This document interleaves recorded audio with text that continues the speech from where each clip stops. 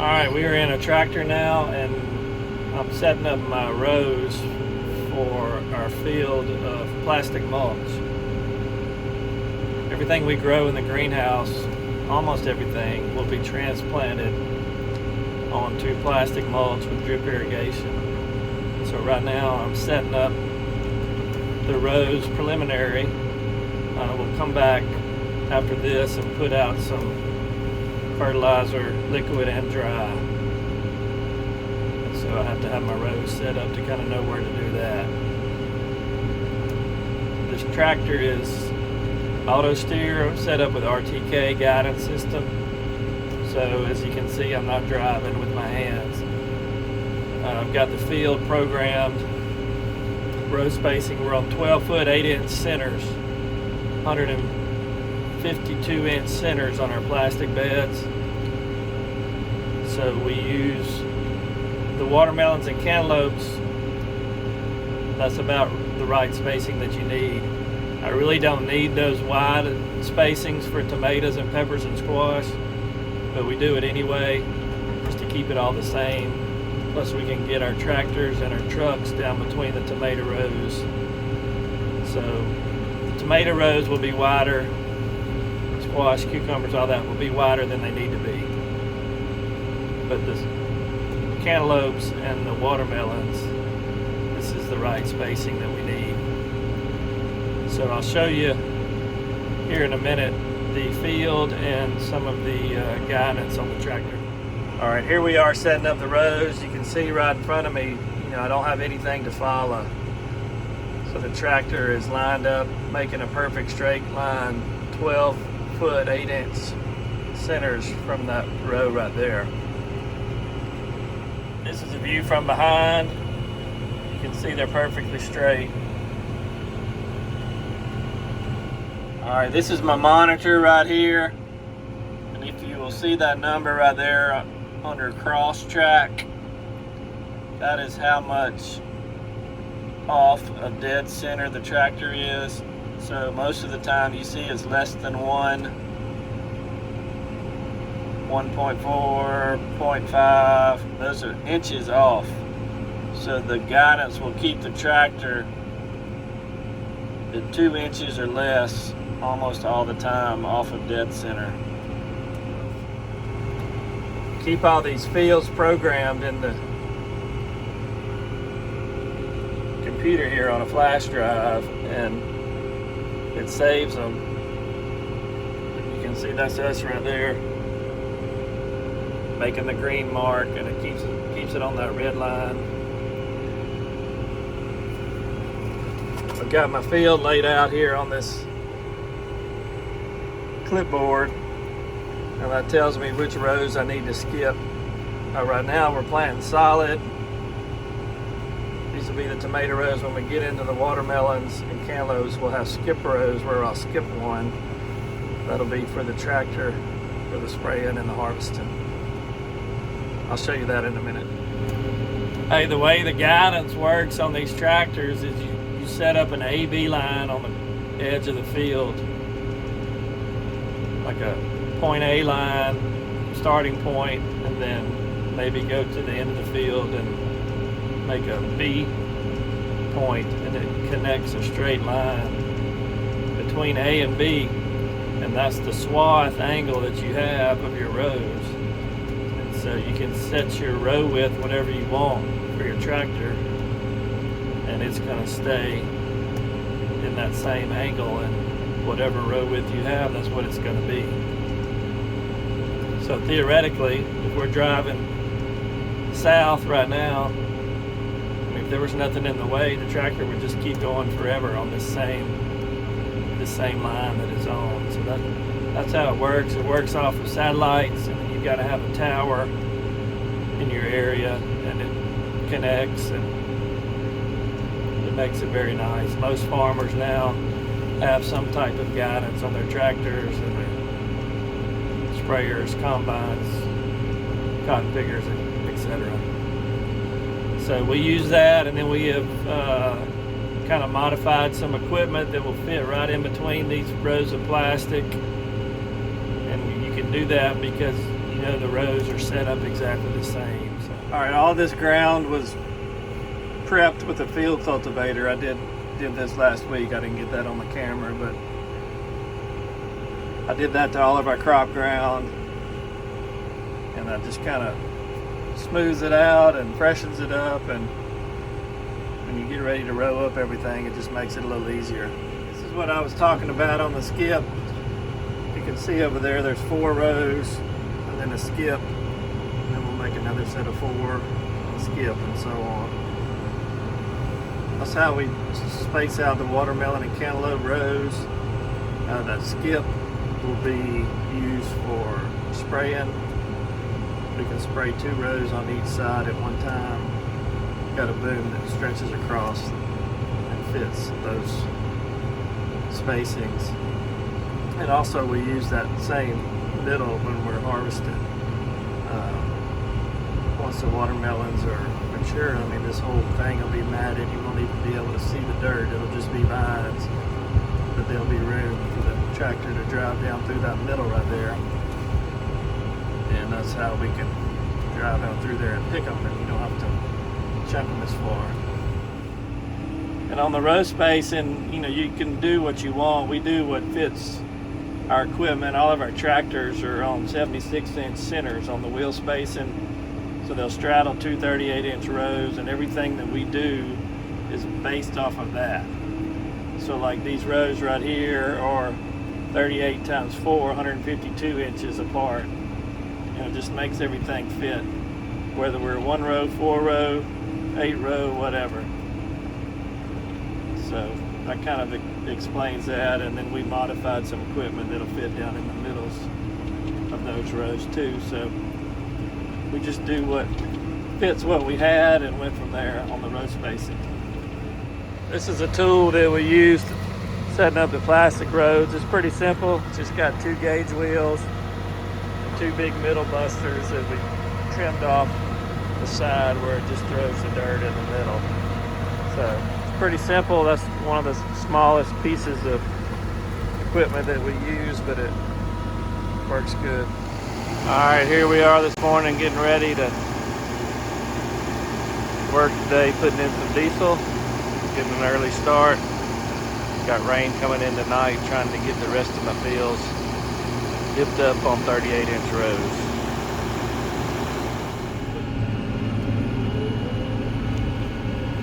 All right, today we are hipping up rows, setting up our rows on our 8-row 38-inch pattern. And those will be our purple hull peas, sweet potatoes, sweet corn, okra, and our late watermelons and cantaloupes are also set up on the 8-row 38-inch spacing. Now the peas and the sweet corn and sweet potatoes we'll plant solid. We'll plant every row in this pattern.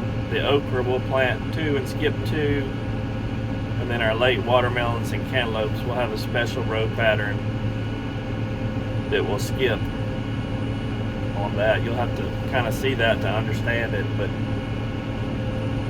this implement that we're using is our hipper, and I'll show you, but it's putting up 8 rows at a time, and of course we're using the guidance like we have before. We set up our rows right now for a couple of reasons. I mean, obviously we're not planting yet because it's the end of February, but if it's dry enough, we like to go ahead and get them set up. That way we don't have to do it later, and we'll have to keep it clean, so we'll probably have to spray it a time or two. And I don't have guidance on my spray tractor, so I use the rows. That's one reason why we set them up early. And also it just kind of gets it out of the way. We'll have to freshen them up a couple of times on these fields that we're planting late. Some things we'll plant maybe March, April, and then some of these fields we won't plant until late May. So So we'll definitely have to freshen up the beds again and re-hip them. But I like to go ahead and get a preliminary row, have that done. I spend a lot of time in a tractor, probably 700 or 800 hours a year, probably. The majority of it is between now and the first part of June, and then it'll kind of just be scattered the rest of the year, and then in the fall when we're cleaning up we'll do a lot. But it gives me a lot of time to think, so I'm by myself a lot, but I enjoy it. That's what I've always done, so I don't really know any different. Here we are. This is a view from behind. You can see we're setting up 8 rows at a time. Window may be a little dirty.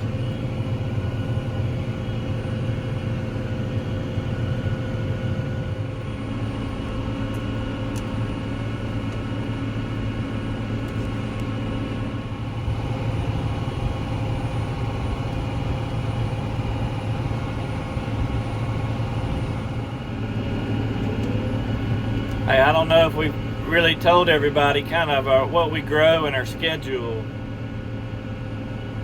In the summertime, we tried to open up to the public, and we have a retail and a wholesale place there at our farm headquarters. Sometime around the second week of June is kind of when we try to shoot for. It doesn't always work out. Depends on how warm or cool the spring is. We grow tomatoes, sweet corn, okra, purple hull peas, zipper cream crowder peas, cantaloupes, watermelons, squash, cucumbers, peppers, eggplant, and peaches. Those are our summer crops.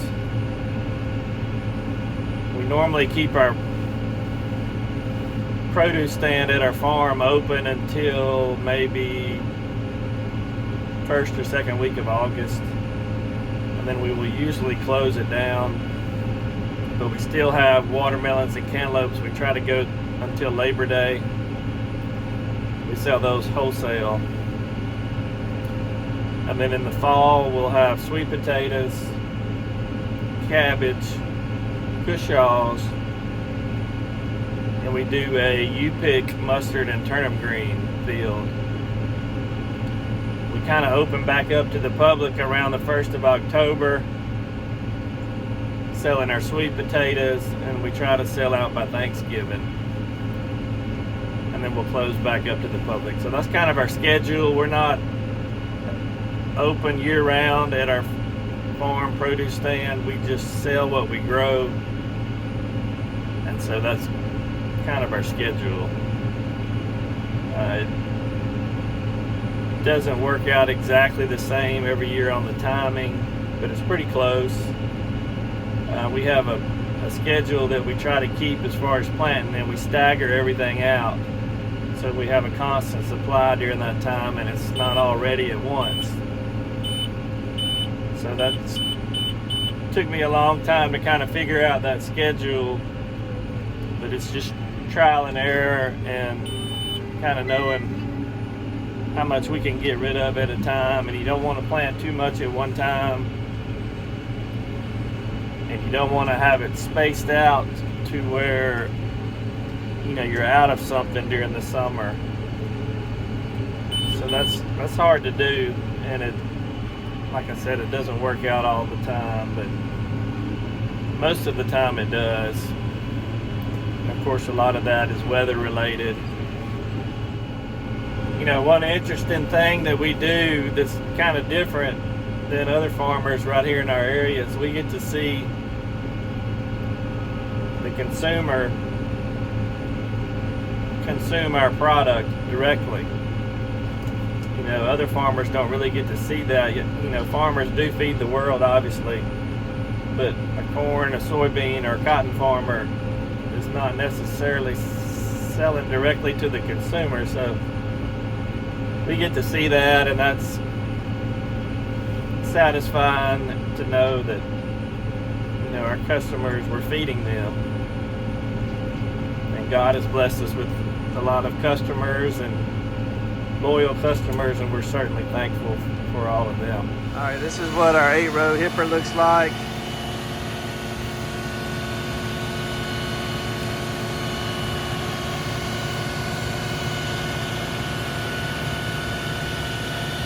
Kind of give you an idea. These markers on here are when we used to have to use that before we had the guidance. All right, here we are. We're getting ready to put out liquid fertilizer in our plastic field. This is the rig that we've used. We used to be a wide row applicator, and we took everything off and just put 2 coulters right in the middle, and those are going to go right into the beds of the plastic. And the fertilizer comes out through these knives. You can see it dripping right there.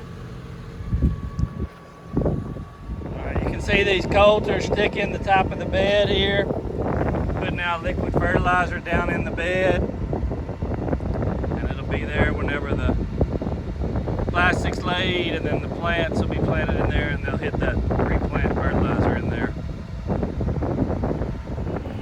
All right, the liquid fertilizer that we're putting out is an 827O. That's 8% nitrogen, 27% phosphorus. And we've got a little bit of zinc and boron in there. That's all the phosphorus, zinc, and boron that we will put out for the year, but we will come back and supplement the nitrogen through the drip tape underneath the plastic. So this is about 40% of the nitrogen that we put out. We'll come back with the other 60% through the drip tape. We'll make about 6 applications, maybe once a week through the drip, and that'll give us the rest of the nitrogen that we need.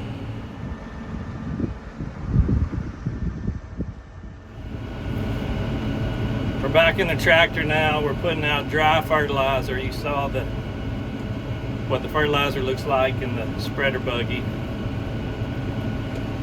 We're putting out potash and a Helena product called Resurge and sulfur. Potash is your potassium, and then you got your sulfur, and the Resurge is, they used to call it hydrohume. It's a product that helps make the nutrients in the soil more available and not be tied up in the soil. So that's what we're putting out here. We're broadcasting it, and then we will come back and incorporate it all in. That way you don't get a bunch of it washing away when it rains for the first time. So that's what we're doing, and now we're doing on the plastic field, and we're going to do our sweet corn field also.